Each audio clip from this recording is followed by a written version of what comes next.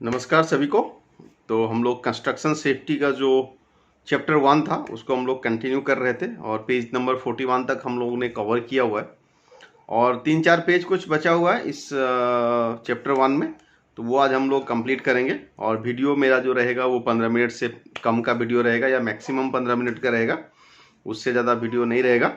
और चैप्टर 1 में हम लोग जो पॉइंट्स जो हम लोगों ने कवर किया है वो मैं आपको फिर से एक बार बोल देता हूँ कि introduction to stage of the project construction था हम लोगों का पहला वाला वीडियो में जो आप लोगों ने देखा था। दूसरा था हम लोगों का ट्रेनिंग फीडबैक, सेफ्टी ट्रेनिंग किस तरह का होना चाहिए, कि कौन कौन सेफ्टी ट्रेनिंग लेगा, उसके बारे में वीडियो हम लोगों ने बनाया था। उसके बाद था हॉट वर्क, कोल्ड वर्क के बारे में, गैस कटिंग के बारे में। ये कुछ इंपॉर्टेंट एक्टिविटीज़ है कंस्ट्रक्शन प्रोजेक्ट में, किसी भी इंडस्ट्री में ये इम्पोर्टेंट होता है, वेल्डिंग और gas cutting. Sand and shot blasting के बारे में हम लोगों ने इस जो चैप्टर है उसमें हम लोगों ने कवर किया था। शटरिंग एंड शोरिंग ये हम लोगों ने कवर किया था। इसमें शटरिंग करते दौरान किस तरह का हजार्ड्स होता है, किस तरह का सेफ्टी प्रिकॉशंस लेना है। और अभी हम लोग पढ़ रहे हैं portable electrical tools and operated tools, और फिर हम लोग का लास्ट में है portable powered and hand tools. तो ये चीज़ हम लोग आज कंप्लीट करेंगे। आपको फिर से बता दूं, आपको एक स्मार्ट सेफ्टी कैंडिडेट बनना है, एक स्मार्ट सेफ्टी स्टूडेंट भी बनना है, और पढ़ाई करने के बाद आपको एक स्मार्ट सेफ्टी ऑफिसर बनने का आपका लक्ष्य होना जरूरी है। ठीक है, तो स्मार्ट कैसे बनेंगे? हर एक्टिविटी का रिस्क असेसमेंट, हर एक्टिविटी का जॉब सेफ्टी एनालिसिस, ये करना, करवाना, और किसी ने किया हुआ है तो उसको स्टडी करना और स्टडी करके उसको इम्प्लीमेंट करना। इम्प्लीमेंट करते वक्त अगर कुछ छूट गया है, अगर आपको लगता है कि नहीं रिस्क असेसमेंट में कवर नहीं हुआ है, तो उसको फिर से करवाना या उसमें ऐड करना, उसको रिवीजन करना, रिवाइज करना, ये एक अच्छा स्मार्ट सेफ्टी ऑफिसर का काम होता है। तो ठीक उसी सेफ्टी स्टूडेंट आप अभी हैं या पढ़ रहे हैं, नौकरी कर रहे हैं, कुछ भी हैं, तो आपको नॉलेज इकट्ठा करने का एक हमेशा मन होना चाहिए। ठीक है, तो वो इकट्ठा नॉलेज किसी बुक से हो सकता है, आपकी कंपनी के सेफ्टी मैनुअल से हो सकता है, रिस्क असेसमेंट से हो सकता है, या फिर गूगल से हो सकता है। इंटरनेट में बहुत सारी जानकारी अवेलेबल है, यूट्यूब में बहुत सारी जानकारी अवेलेबल है, वहाँ से आप अपना इंफॉर्मेशन को लेके अपने कंपनी में, अपने प्रोजेक्ट में आप डाल सकते हैं। ठीक है, तो हम लोग इसको फिर से कंटिन्यू करते हैं। पेज नंबर 41 तो हम लोगों ने कवर किया था, पेज नंबर 42 में। तो पेज नंबर 41 में हम लोगों ने देखा था कि हमारा जो अर्थिंग सिस्टम कैसा होना चाहिए। ठीक है, इलेक्ट्रिकल टूल्स के बारे में बताया गया था। ठीक है, और कुछ ऐसे कोड, आईएस कोड हैं जो कोड आपके प्रोजेक्ट में इम्प्लीमेंट होना चाहिए इलेक्ट्रिकल डिपार्टमेंट के थ्रू, या जो भी आप टूल्स यूज़ कर रहे हो इलेक्ट्रिकल टूल्स, उसका जो सेफ्टी किस तरह का होना चाहिए, आईएस स्टैंडर्ड कौन सा उसमें इम्प्लीमेंट होना चाहिए। तो ये सब चीज़ हम लोगों ने इसमें कवर किया था। और कुछ रेटिंग के बारे में बात किया था, पावर रेटिंग्स के बारे में। पेज नंबर 42 में है आपका सप्लाई कनेक्शन। तो सप्लाई कनेक्शन के बारे में 2-4 लाइनें मैं पढ़ देता हूं, जैसे कि unless otherwise specified the length of the cable और cord of the hand held tool shall be 2 metre. तो 2 मीटर से ज़्यादा नहीं होना चाहिए। 3 core insulated or sheathed cables with coarse colored green, black and red shall be used for supply connection for class 1 tools। तो ये class 1 और class 2, class 3 जो टूल्स है उसके बारे में शायद आपको पहले किसी चैप्टर में हम लोगों ने पढ़ाया होगा, या नहीं पढ़ाया है तो शायद हम लोगों को नेक्स्ट इसमें मिलेगा कि कौन सा। हाँ, इसमें है, पेज नंबर 44 में है। क्लास 1 टूल्स जो है 1500 वोल्ट तक का होता है। क्लास 2 का जो टूल्स है वो 4000 वोल्ट तक का होता है, और क्लास 3 का टूल्स है जो वो 500 वोल्ट्स का होता है। तो ये जो चीज़ें हैं exactly as a safety officer या एक सेफ्टी स्टूडेंट के नाते आपको बहुत ज़्यादा डीप में समझ में नहीं आएगा ये बातें। उसके लिए इलेक्ट्रिकल इंजीनियर होना पड़ेगा, या फिर आपका जो प्रोजेक्ट में इलेक्ट्रीशियन है जो बहुत दिन से काम कर रहा है उसको इसके बारे में थोड़ा पता होगा। तो आपको फोकस क्या करना है, बेसिक चीज़ों पे फोकस करना है। और इस बुक को पढ़ते वक्त आपको ये जो लाइंस पढ़ेंगे ना, तो इसमें नहीं समझने वाली बात मुझे नहीं लगता कि इसमें कुछ है, क्योंकि ये सारी चीज़ें नॉन टेक्निकल है, टेक्निकल इसमें कुछ है नहीं। ठीक है, तो इसको आपको आपकी एग्ज़ाम की तैयारी के लिए कुछ नॉलेज इकट्ठा करना बहुत ज़रूरी है। और जब आप प्रोजेक्ट में जाएंगे तो रिस्क असेसमेंट बहुत इंपॉर्टेंट चीज़ होता है।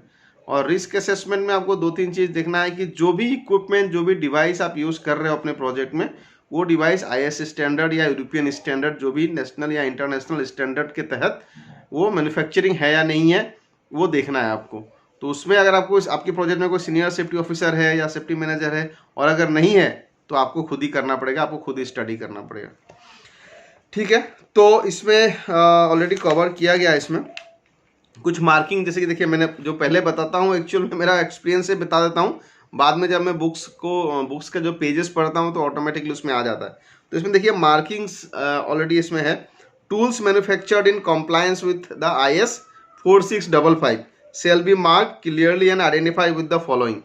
तो इसमें IS स्टैंडर्ड दे दिया है 4655, reference to IS standard, manufacturer's name and trademark, manufacturer's model और टाइप रेफरेंस, रेटेड वोल्टेज और voltage operating range, nature of supply and rated frequency. तो ये सब मिनिमम रिक्वायरमेंट, मिनिमम इंफॉर्मेशन आप इलेक्ट्रिशियन के साथ बैठ के, इलेक्ट्रिकल इंजीनियर के साथ में बैठ के आप इसको ले सकते हो। ठीक है, तो IS स्टैंडर्ड आपको वहाँ पे इम्प्लीमेंट होना जरूरी है आपके प्रोजेक्ट में, जो भी इलेक्ट्रिकल इक्विपमेंट्स टूल से आप डील कर रहे हो।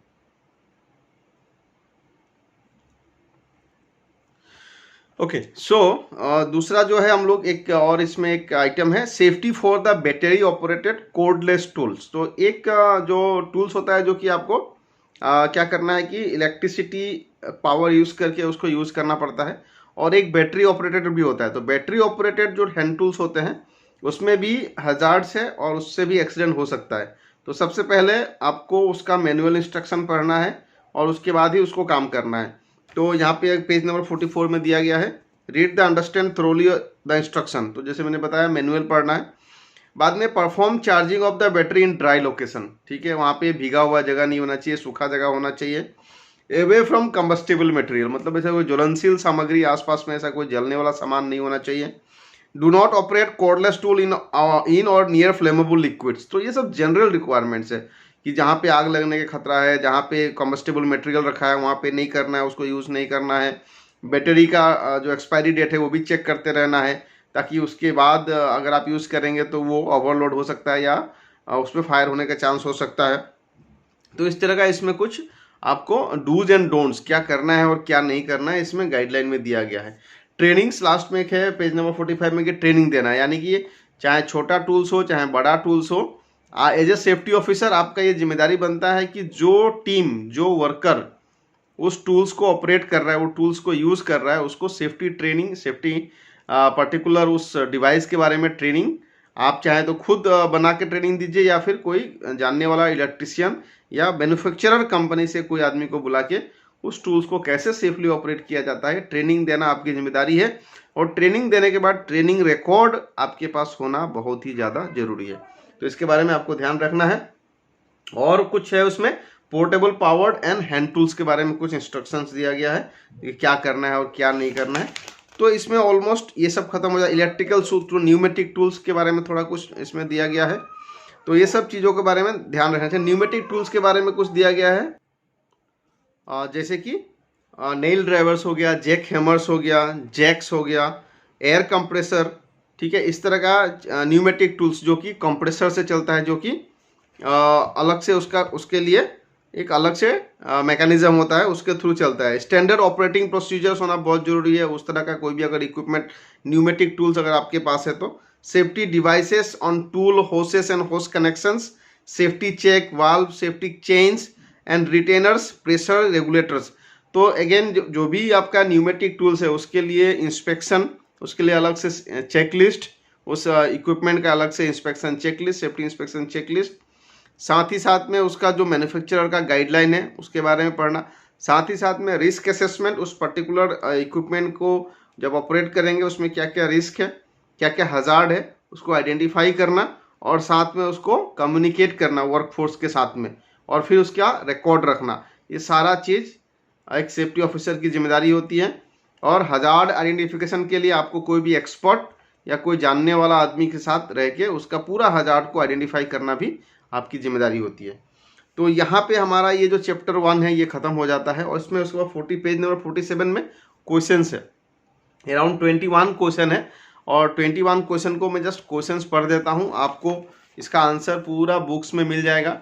अगर आपको लगता है कि नहीं बुक्स का जो आंसर है उससे अगर सर्टिफाइड नहीं है आप सेटिस्फाइड नहीं है, तो आप नेट पे भी जा सकते हैं, वहाँ से भी चेक कर सकते हैं। तो पहला क्वेश्चन है कि list out the associated hazards during hot work execution welding and cutting. तो ये हम लोगों ने पहले ही पढ़ा था कि क्या क्या हजार्ड है उसमें। तो आप आराम से आप जब इसको रिफ़र करेंगे पेज नंबर, तो आपको आराम से आंसर मिल जाएगा। यानी कि आपके पास बेसिक अंग्रेजी का थोड़ा सा नॉलेज होना ज़रूरी है। और अगर आप बिल्कुल हिंदी मीडियम से हैं तो हमारे यहाँ हिंदी मीडियम का किताब भी मिलता है, तो हिंदी मीडियम का किताब से भी आप उसको पढ़ सकते हैं, वहाँ से आप जानकारी ले सकते हैं। लेकिन क्या होता है कि हिंदी में लिखना थोड़ा टफ होता है, ठीक है, क्योंकि कुछ वर्ड्स तो इंग्लिश में ही यूज़ होता है।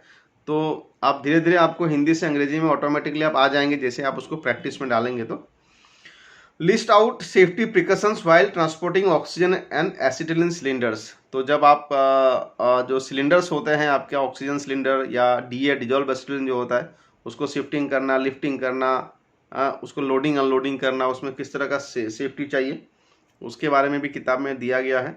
What type of work permit is needed during oxy acetylene gas cutting and arc welding. तो किस तरह का परमिट चाहिए इसमें, डेफिनेटली हॉट वर्क परमिट चाहिए होगा। क्वेश्चन नंबर 4 है write about use of PPEs and protective clothing while doing hot work. तो आप जब कटिंग वेल्डिंग करते हो तो किस तरह का पर्सनल प्रोटेक्टिव इक्विपमेंट पहनना है आपको, उसके बारे में पूछा गया। सेफ्टी शूज हो गया, सेफ्टी हेलमेट हो गया, आपका शील्ड हो गया, ठीक है, आपका फेस शील्ड हो गया, ये सब चीज़ उसमें यूज़ करेंगे आप। How to avoid flashback fire back while doing gas cutting. Write about safety device use to avoid back fire. तो फ्लैश बैक अरेस्टर हो गया, नॉन रिटर्न वाल्व हो गया, ये दो चीज़ यूज़ करके आप गैस कटिंग से फ्लैश बैक से बच सकते हो, वो भी दिया गया है, बुक्स में दिया हुआ है। Write about colour code of horse and use in gas cutting and DA dissolve acetylene के टाइम में कौन सा कलर कोड यूज होता है, वो भी आराम से बुक में दिया गया है।